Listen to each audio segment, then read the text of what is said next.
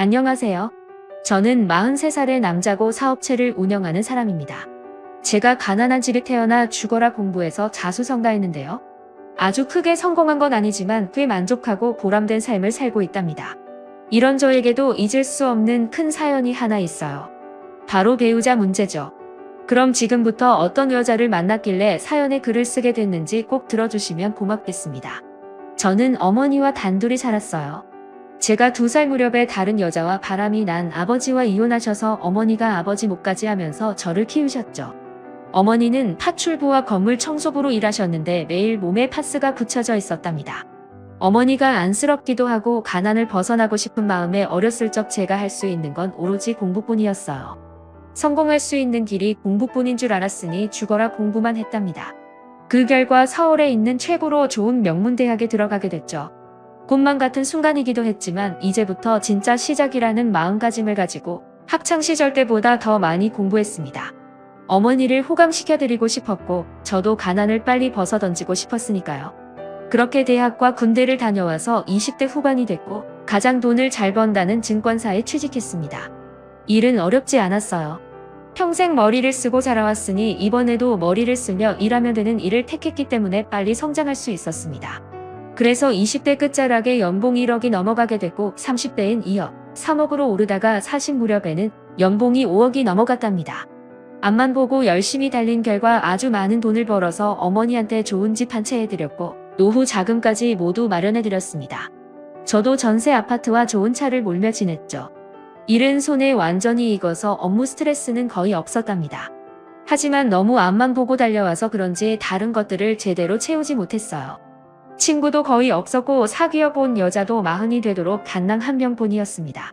저희 어머니는 호강시켜줘서 고맙긴 하지만 제가 장가가는 걸 보여줘야 진정한 효도라며 결혼을 재촉하셨어요. 멀쩡하게 잘난 아들을 낳았는데 부록이 되도록 혼자인 걸 보니 마음이 아프다며 얼른 좋은 사람을 만나길 바라셨습니다. 사실 저도 결혼하고 싶은 마음이 굴뚝 같아서 좋은 인연이 찾아오길 기다렸답니다. 하지만 공부와 일만 했던 제가 여자를 만날 길이 없었어요. 그런데 증권사 여자 동료 하나가 저에게 소개팅을 제안했습니다. 명문대 나와 대기업을 다니다가 지금은 몸이 조금 안 좋아서 쉬고 있는 여자라고 했는데 한번 만나보면 어떻겠냐고 묻더라고요. 그 말을 듣자 긴장되더라고요.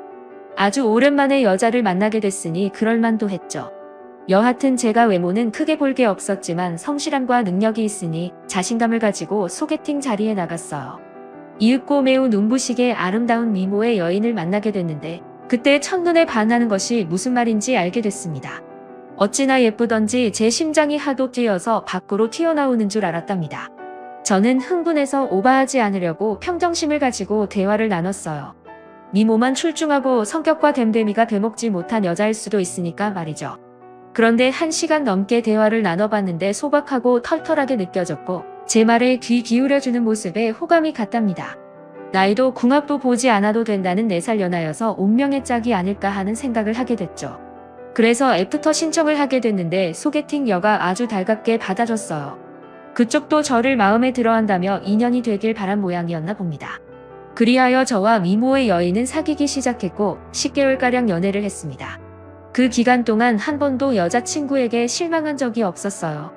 가끔 저희 어머니를 같이 찾아뵙기도 했는데 얼마나 살갑게 잘 대해주던지 어머니가 며느리로 딱이라며 아주 좋아하셨습니다. 그래서 41살이 되던 해에 프로포즈를 하게 됐는데 여자친구가 기쁘게 받아주면서 백년가약을 맺게 됐답니다. 양가 부모님을 모시고 상견례를 치른 날은 웃음으로 시작해서 웃음으로 끝이 났어요. 모든 대화가 잘 풀렸고 작은 갈등 하나 생기지 않았답니다. 그래서 얼마 뒤 결혼식을 올리고 신혼여행을 다녀왔어요. 아직 아내와 결혼한 게 실감이 나지 않는데 한 집에 살며 한 침대를 써보니 그제야 저도 어여쁜 아내와 결혼했구나 하는 행복감에 젖게 됐네요. 신혼 첫 달은 어떤 말도 필요 없을 만큼 무진장 행복했습니다. 그런데 걱정 하나가 생겼어요. 아내가 재취업을 하지 않고 집에서 놀기만 해서 재능을 낭비하고 있는 게 아닐까 하는 생각이 들어 이야기를 꺼냈습니다. 여보, 당신 회사 알아봐야 하는 거 아니야? 결혼 뒤에 일을 시작한다고 했잖아. 나 꼭 일해야 해. 오빠가 벌어다주는 돈으로 먹고 살면 안 돼. 뭐 안 될 건 없지. 그런데 당신 학력이랑 스펙이 너무 아깝지 않겠어? 그렇게 열심히 공부했는데 집안에만 있으면 손해잖아. 무슨 손해야 오빠, 난 오빠랑 결혼한 것만으로도 인생 성공이야. 이제 나한테 다른 꿈은 없어. 나 말이야 현모양처가 될 거야. 오빠 애도 낳고 내조에 최선을 다하는 여자가 될 거라고. 그래? 그럼 당신이 원하는 대로 해. 나는 괜히 실력이 아까워서 말한 건데 당신 뜻이 그렇다면 현모양처가 돼봐. 오빠도 좋지? 그럼 나 카드 줘. 아니면 오빠 통장을 맡기든지 말이야. 내가 경제권을 가지고 있으면 좋을 것 같아. 아, 경제권 여보. 내가 일 때문에 입출금이 많아서 그건 안 될 것 같아. 대신 생활비 넉넉하게 주고 신용카드도 줄게. 모자라면 그때그때 말해주면 내가 채워줄게. 좋아. 그럼 이 몸이 앞으로 살림꾼이 되보겠어? 그렇게 아내에게 경제권을 넘겨주지 않고 카드와 생활비를 주는 것으로 협의를 했답니다. 저는 별 걱정하지 않고 아내에게 카드를 줬는데 그게 화근이 될 거라고는 상상도 못했습니다. 다음 달에 카드 명세서가 날라왔는데 무려 800만 원을 썼더라고요. 집안 살림에 쓰인 돈은 미미했고 자기 치장하는데 카드를 실컷 긁었어요. 저는 씀씀이가 왜 이리 크냐고 볼멘 소리를 했습니다. 여보, 카드값이 너무 많이 나왔어. 소비를 좀 줄여야 할 것 같은데. 뭐? 나 첫 달이라 거의 안 썼어. 엄청 아껴가며 썼다고. 800만 원이 나왔는데 아껴 썼다고? 응. 그 정도면 껌값이잖아. 1000만 원도 안 썼는데 왜 난리야. 저와 아내는 여기서부터 부딪히기 시작했습니다. 제가 한 달에 800만 원은 너무 과하다고 설명하며 한 달에 300만 원으로 줄이라고 설득했어요. 하지만 아내는 300만 원을 누구 코에 붙이냐며 씀씀이를 줄이지 않겠다고 했답니다. 제가 능력이 되긴 하지만 이렇게 낭비하며 살아본 적이 없어서 이해를 못했는데 아내는 그 정도 소비는 당연한 거라며 도리어 저에게 가르치는 말을 늘어놨답니다. 오빠, 돈도 잘 벌면서 왜 나더러 아껴 쓰라는 거야? 우리 부부야. 나 오빠 마누라라고. 내가 돈 쓰는 게 아까우면 결혼하지 말았어야지. 오빠 이렇게 치사한 사람이었어? 아니, 내 말은 아깝다는 게 아니라 소비가 너무 심하다는 거지. 조금만 줄이자. 여보, 그럼 한 달에 500만 원만 쓰면 안 될까? 우리 나중에 애기도 낳고 키우려면 조금 아끼면 좋잖아. 그래, 알았어. 빈정상하긴 하지만 오빠가 그렇게 말하니 내가 뭘 어쩌겠어. 아내는 기분 나빠하며 소비를 조금 줄이기로 했지만 달라지는 건 없었어요. 오히려 씀씀이가 더 커져서 미치겠더라고요. 아내에게 준 카드 한도가 1000만 원이었는데 백화점에 다녀온 아내가 한도를 올려달라고 요구했답니다. 저는 당연히 안 된다고 잘라 말했고 지금 쓰는 카드도 한도를 줄이겠다고 통보했어요. 아무리 제가 돈을 잘 벌어도 이런 식이면 돈을 어떻게 모으겠냐고 하면서 제발 소비를 줄여달라고 말했답니다. 그러자 아내는 퉁명스럽게 알겠다고 대답하더니 한동안 카드를 쓰지 않았습니다. 제가 싫은 소리를 몇 번 했지만 이렇게라도 소비가 줄어드니 다행이라는 생각이었죠. 그런데 얼마 뒤에 아내가 카드 한도만큼 쇼핑을 하더니 현금 서비스로 1000만 원을 더 썼더군요. 결혼 전 소박한 모습은 제 완벽한 착각이었습니다. 아내에게 카드 명세서를 보여주며 왜 이렇게 썼냐고 했더니 도리어 저에게 윽박질렀어요. 당신이 한 달에 5천만 원을 버는데 그깟 천몇백만 원 썼다고 이 난리를 쳐. 나 정도 되는 여자랑 결혼했으면 대가를 치려 하는 게 기본 아니야? 뭐? 당신 같은 여자? 당신이 어떤 여자인데? 그걸 내 입으로 말해야 해. 내 앞에 줄 서는 남자가 한둘이었는 줄 알아? 돈 많은 남자가 한 번만 만나달라고 하는 걸 다 뿌리치고 당신과 결혼했다고. 그럼 나 같은 여자랑 결혼했으면 고마운 줄 알고 떠받들어 살아야 하는 거 아니야? 그래, 고맙다. 예쁘고 잘난 내가 나랑 결혼해줘서 아주 고맙다. 그런데 이런 식으로는 못 살아. 난 가난하게 성장해서 그런지 이렇게 돈을 흥청망청 쓰면서 살 수 없다고. 카드 내놔. 앞으로는 내가 주는 생활비 외에 한 푼도 줄 수 없어. 이런 식으로 나오겠다? 그래, 좋아. 당신 후회하게 만들어주겠어. 아내는 저를 쏘아보며 카드를 돌려주고 그날 이후로 저와 대화를 한마디도 하지 않았답니다. 저는 아내의 버릇을 고쳐주려고 똑같이 말하지 않고 각방을 쓰면서 지냈어요. 그런데 보름쯤 지나자 아내가 거실 소파에서 자고 있는 저를 유혹하더군요. 오빠, 우리 오랜만에 뜨거운 밤 보낼까?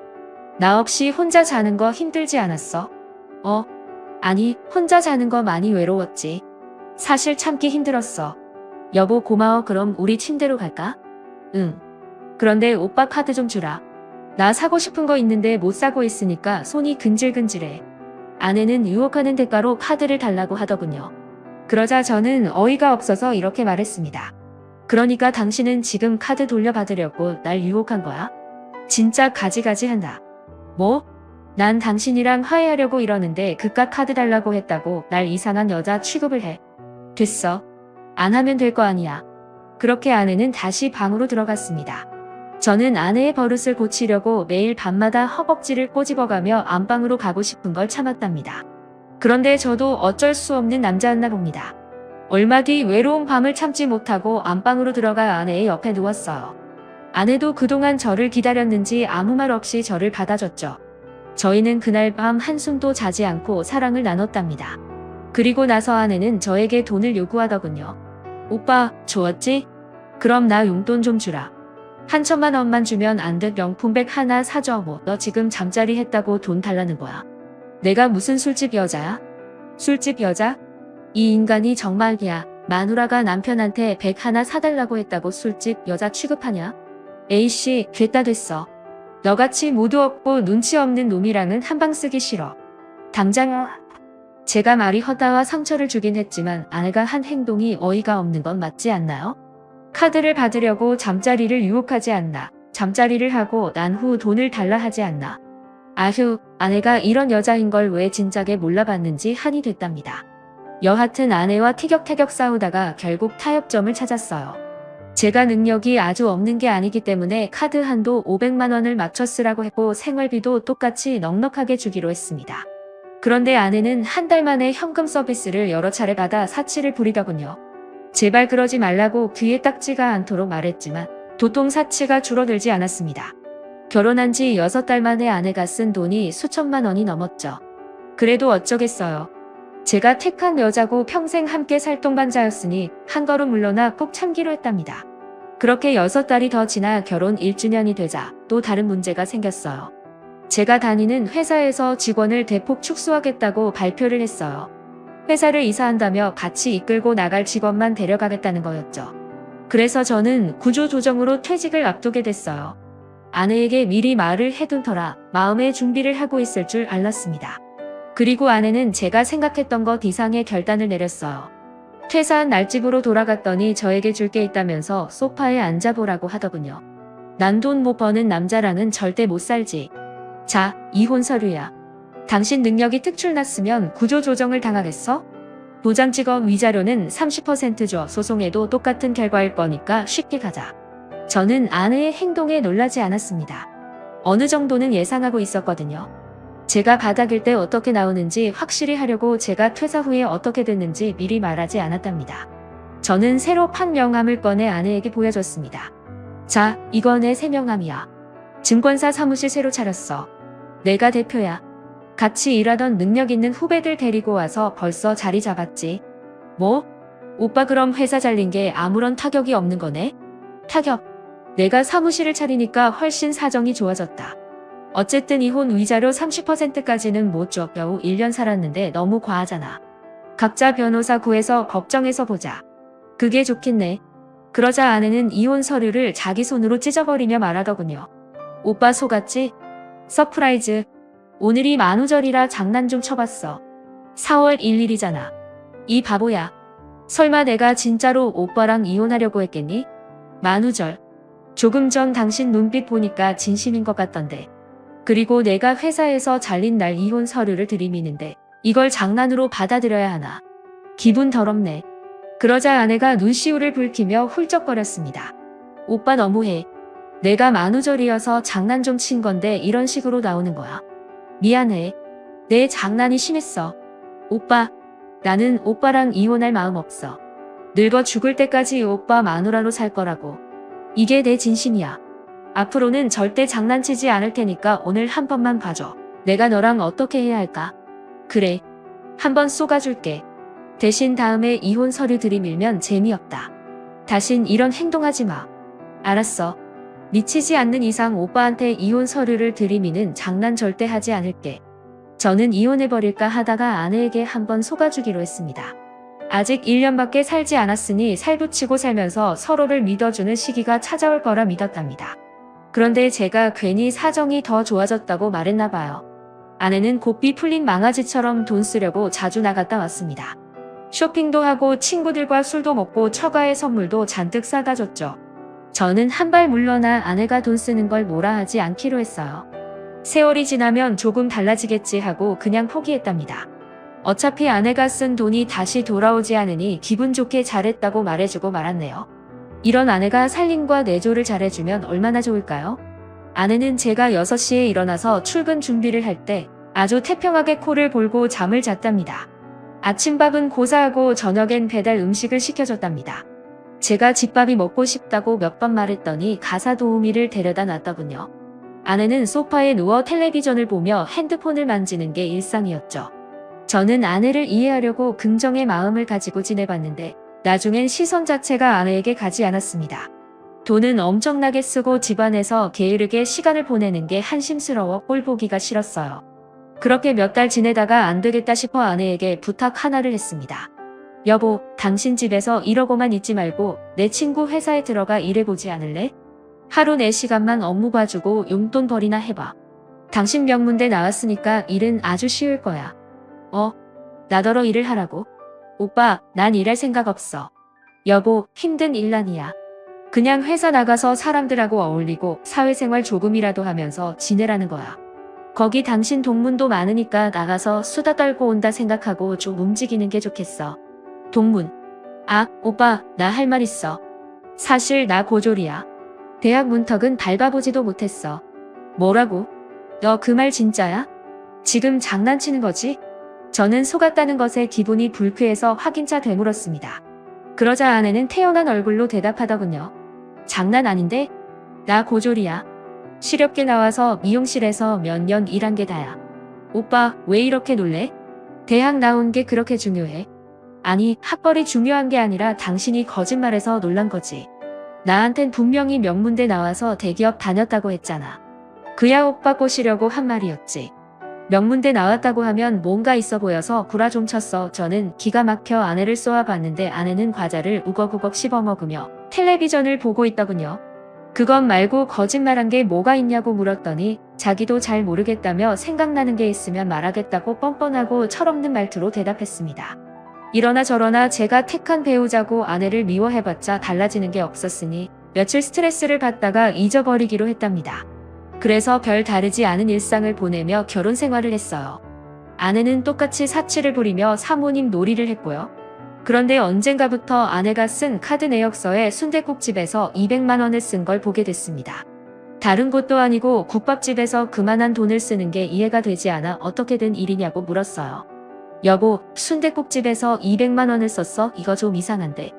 이상하긴 뭐가 이상해.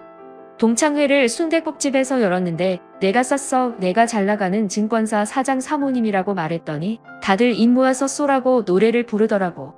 그래서 하는 수 없이 긁었어.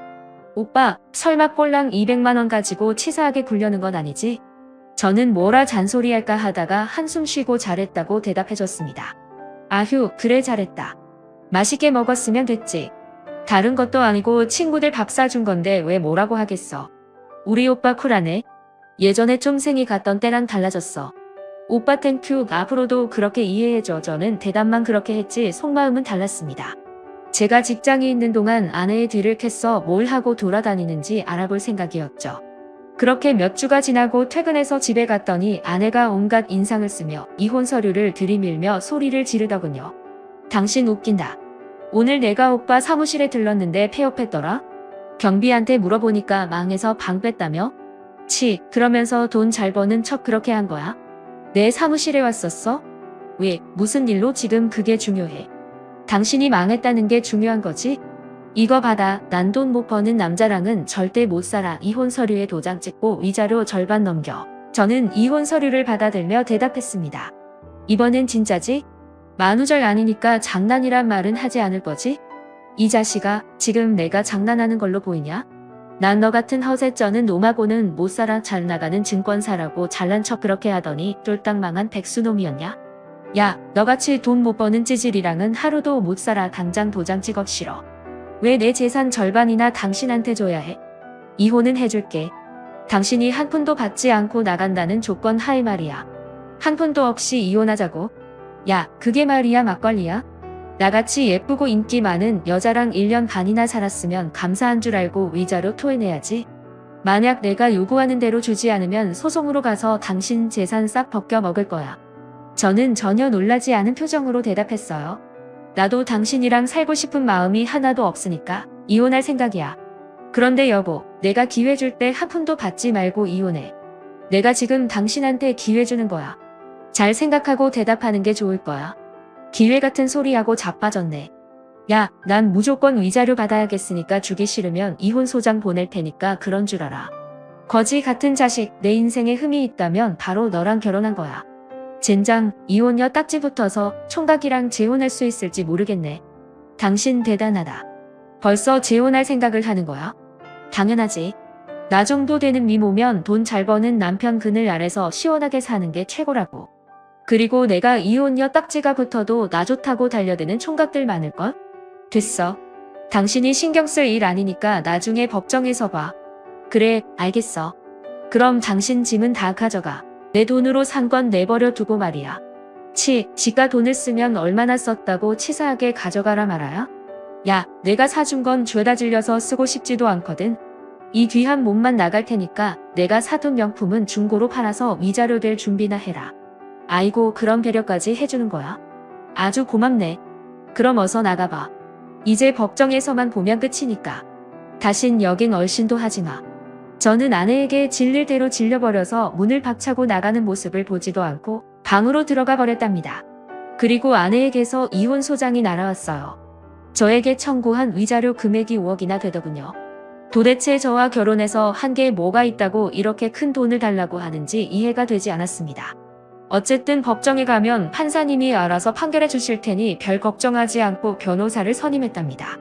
4주 뒤 가정법원에 가게 됐는데 아내는 자신만만한 얼굴로 저를 깔보듯이 쳐다봤어요. 당신, 나랑 합의 이혼 안 한 걸 후회하게 해줄게. 뽑아먹을 수 있는 건 죄다 뽑아먹어 주겠어. 아이고, 무서워라. 여보, 나야말로 당신한테 참교육해 줄 거야. 당신이 나 몰래 무슨 짓 했는지 다 알고 있으니까 기대하라고. 제 말에 아내의 얼굴이 하얗게 질렸습니다. 나에 대해 다 알고 있다고? 내가 뭘 잘못했는데? 없지? 괜히 큰 소리 치는 거지? 알아서 생각해. 야, 그만 입 다물어라. 재판 시작한다. 이륙고 판사님이 아내의 소장을 읽어보더니 진짜 이혼을 원하냐고 물었어요. 아내는 활짝 웃으며 당연히 그러고 싶다고 대답했죠. 이어서 제 변호사가 여러 문서와 사진을 제출하자 판사님이 보시고 화들짝 놀랐습니다.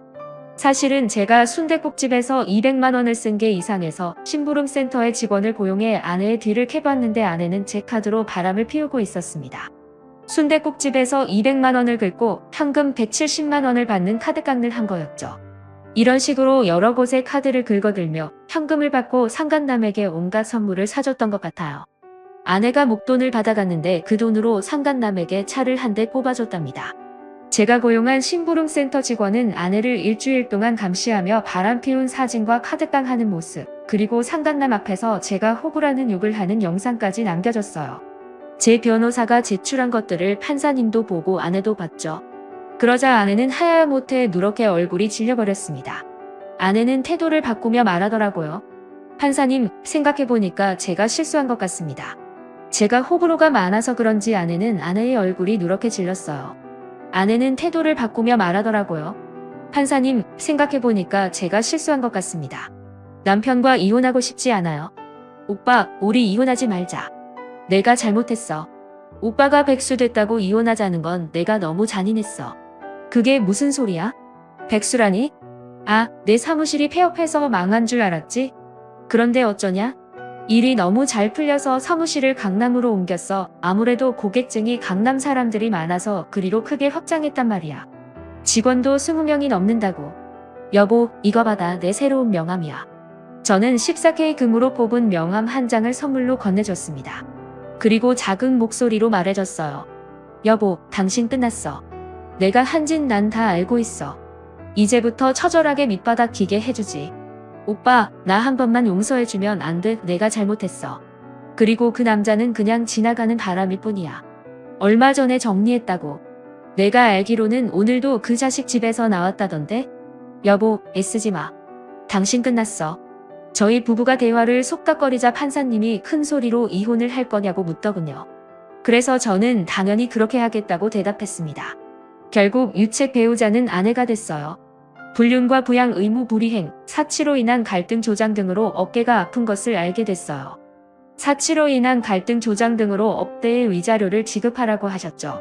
저는 웃으며 법정에서 나오는데 아내는 다급하게 똥 마려운 강아지 마냥 저에게 달려오더군요. 오빠, 이러지 마. 나한테 그 많은 돈이 어디 있겠어? 그 많은 위자료를 어떻게 갚겠어? 어라? 당신 태도가 왜 이래? 내가 그때 말했잖아. 위자료 한 푼 받지 않고 이혼 도장 찍으라고 말이야. 그때 분명히 기회 줬는데 당신이 거절했잖아. 그래서 여기까지 왔다고. 오빠, 나 한 번만 봐줘. 우리 이혼 번복하고 다시 같이 살자. 내가 한 번 바람 피웠으니까 오빠도 한 번 피우고 와. 그럼 똑같아지니까 같이 살면 되잖아. 뭐? 진짜 상상도 못할 말을 하는구나. 벼랑 끝에 매달리니까 별소리를 다 하네. 야, 벌써 너랑 나랑은 이혼 판결 받았어. 번복 같은 거 못해. 그러니까 조용히 꺼져. 위자료 구하려면 꽤나 고생해야 할 것 같으니까. 제 앞을 막은 아내를 밀어내며 차에 올라 집으로 돌아갔습니다. 집 안에 있는 아내의 짐을 버리려고 한 곳에 모으고 있었는데 현관문 도어락이 열리는 소리가 들렸어요. 아차, 제가 깜빡하고 비밀번호를 바꾸지 않아 아내가 들어온 겁니다. 아내는 거실로 달려들어오며 무릎으로 슬라이딩을 하더군요. 그리고 제 앞에 정체하고 무릎을 꿇은 채 두 손을 싹싹 빌기 시작했습니다. 오빠, 내가 잘못했어. 이혼 번복하자는 말은 안 할 테니까 위자료만 어떻게 좀 해줘. 나한테 그런 돈이 어디 있겠어. 오빠도 알잖아. 우리 친정 형편이 별로 좋지 않다는 거 말이야. 게다가 나 고졸에 직업도 없어. 그 돈 갚으려면 대출 받고 10년은 일해서 갚아야 한다고. 그럼 그렇게 해. 어떻게든 갚을 방법이 있잖아. 이제 그건 너 문제지 내 문제가 아니야. 아내는 여전히 두 손을 싹싹 빌면서 위자료를 갚기 어렵다고 말했습니다. 오빠, 그럼 이렇게 하자. 오빠한테 잠자리 제공해줄게. 다른 여자랑 연애하면서도 나랑 자고 싶을 때마다 한 침대 쓰면서 보내면 좋잖아. 오빠도 솔직히 내 미모에 반한 거잖아. 1년 동안 오빠가 원할 때마다 같이 자줄 테니까 위자료는 없던 걸로 해줘. 지금 당신 그걸 말이라고 하는 거야. 너 정말 걸레년이었구나. 어떻게 이런 순간에도 잠자리로 넘어갈 생각을 하냐? 야, 난 내 얼굴만 봐도 역겨워서 살도 맞대기 싫어. 헛소리 그만 짓거리고 꺼져. 아 진짜 오빠 1억이야? 나 좀 봐달라고. 해달라는 건 다 해준다잖아. 1년 동안 잠자리 해주는 게 부족하면 2년, 아니 3년 동안 해줄게. 이 미친 또라이야, 싫다고. 너 같은 걸레년이랑은 살도 맞대고 싶지 않단 말이야. 당장 내 눈앞에서 사라져. 그러자 아내는 제발 살려달라고 애원했습니다. 자기는 가진 게 하나도 없으니 위자료를 받은 셈치고 뭐라도 하겠다고 말했습니다. 하지만 저는 돈 말고는 아무것도 받지 않겠다고 확실하게 대답했습니다. 이에 아내는 울며불며 사정을 하고 제 집에서 버티고 있더군요. 아무리 나가라고 소리쳐봐야 소용이 없어서 경찰을 부르고 말았습니다. 자초지종을 설명하고 제 집에서 내보내달라고 했죠. 그래서 아내는 경찰들 손에 쫓겨나게 됐고 그리고 상간남에게 손해배상 청구를 했어요. 누군진 몰라도 아내와 똑같은 놈이었으니 바로 소장을 써서 날려버렸죠. 상간남은 제 아내가 유부녀인 줄 모르고 만났다고 했지만 카톡 대화 중에 제 이야기가 오간 걸 들켜버려서 제가 요구한 손해배상을 모두 지급해야만 했답니다. 그래서 아내는 그 손해배상 청구를 했고 제 이야기가 오간 걸 들켜버려서 제가 요구한 손해배상을 모두 지급해야만 했답니다.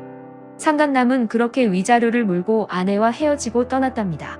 몇 달이 지나도 아내의 위자료가 입금되지 않길래 변호사를 통해 내용 증명서를 보냈어요.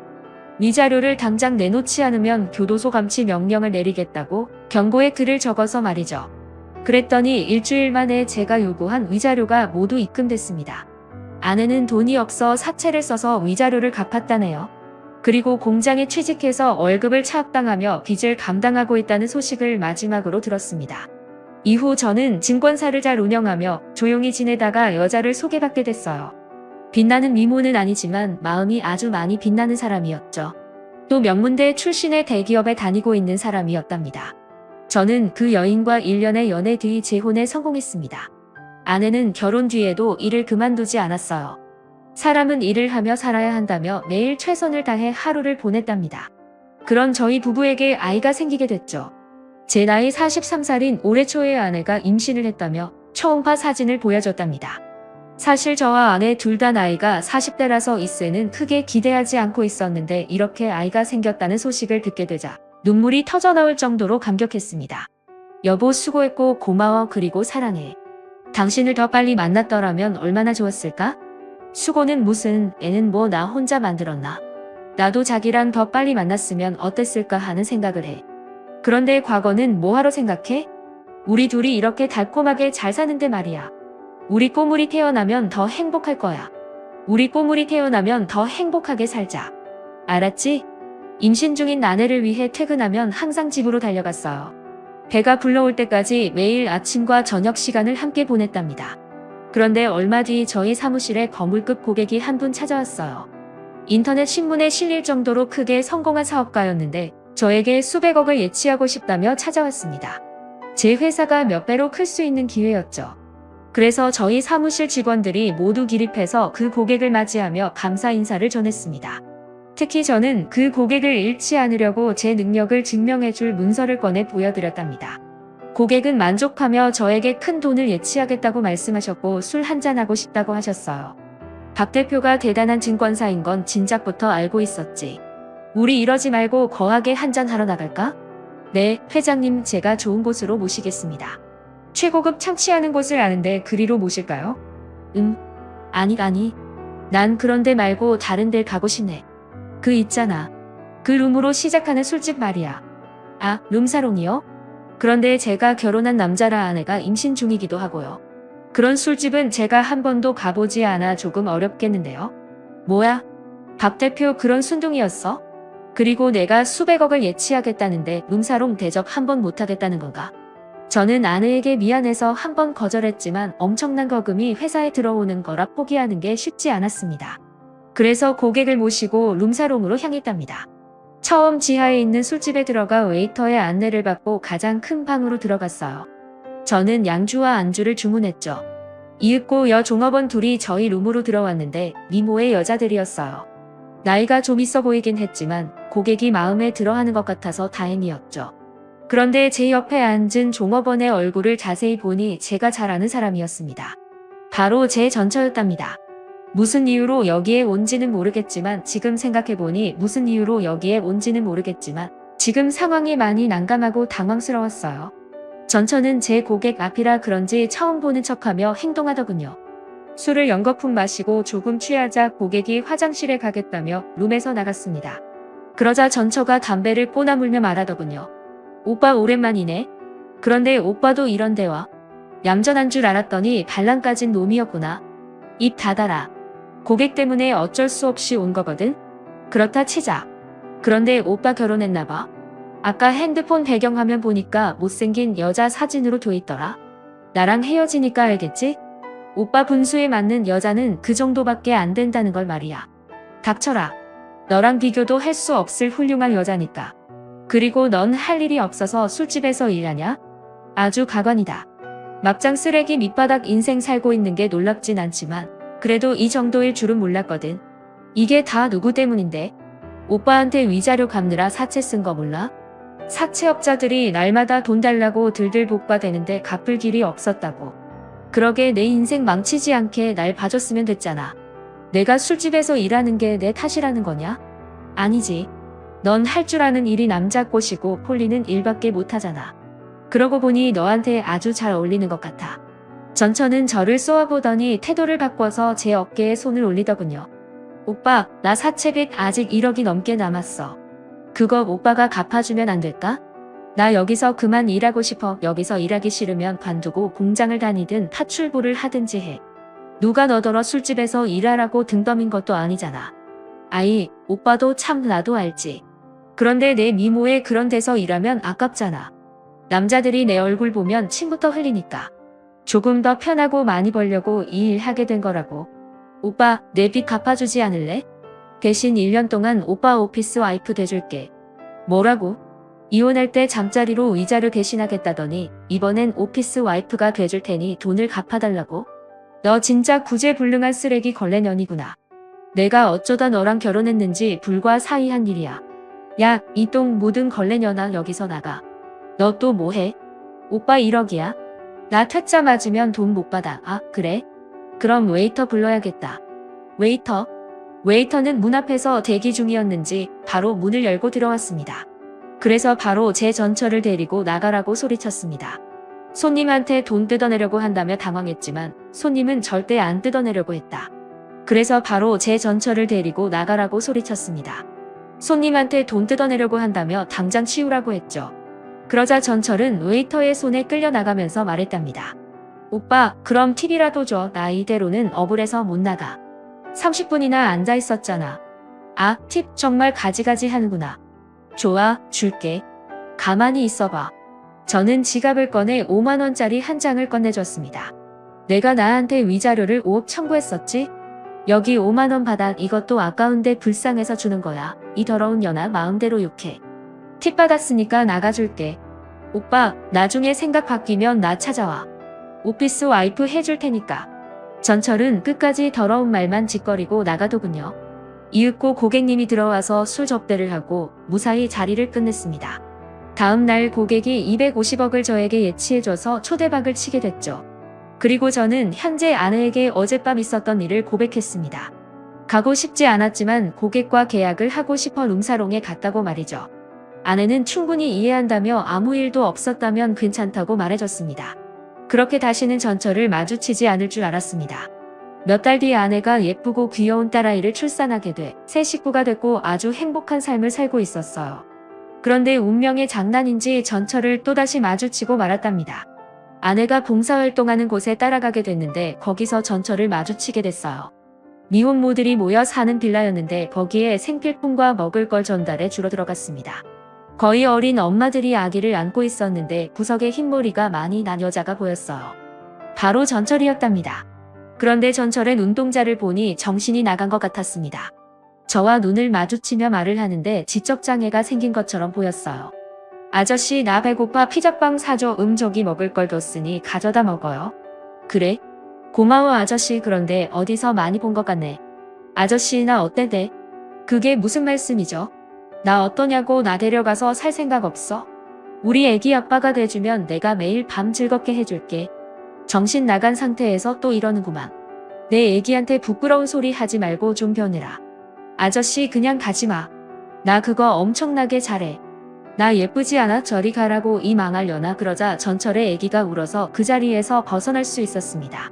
지금의 아내에게 전철의 사정을 들어봤더니 룸사롱에서 일하다가 임신을 했는데 누구 애기인지 몰라서 아빠를 찾지 못했다네요. 룸사롱에서는 당연히 임산부를 종업원으로 들 수가 없어 쫓아냈고요. 전철은 아이를 출산하고 오갈 데가 없어 지금의 미혼모들이 지내는 빌라에 왔는데 그때부터 정신이 나가 지적장애인이 됐다네요. 저는 아내에게 그 여자가 제 전처라는 말은 하지 않았습니다. 뭐 알려봐야 좋을 게 하나 없으니 그냥 넘어가기로 했죠. 전철은 그렇게 미혼모 가정에서 지내다가 곧 아이를 입양 보내게 됐고 혼자 쉼터에서 지내게 됐답니다. 돈 밝히고 더러운 사생활의 대가를 치른 제 전처 이야기는 여기서 막을 내리게 됐네요. 이 모든 게 소설 같지만 모두 실제 있던 일입니다.